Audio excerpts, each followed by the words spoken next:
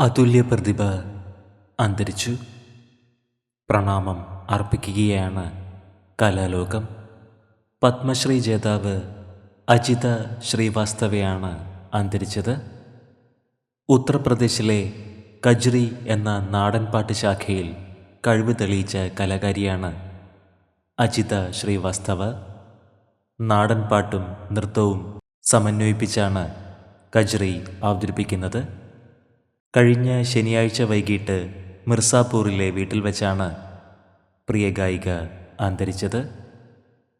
2022 പ്രിയ കലാകാരിയെ തേടി പത്മശ്രീ എത്തിയത്. ആദരാഞ്ജലികൾ അർപ്പിച്ച് നിരവധി പേരാണ് ഇപ്പോൾ സമൂഹമാധ്യമങ്ങളിൽ എത്തുന്നത്. ആത്മാവിന് നിത്യശാന്തി ലഭിക്കട്ടെ എന്ന് നമുക്ക് പ്രാർത്ഥിക്കാം.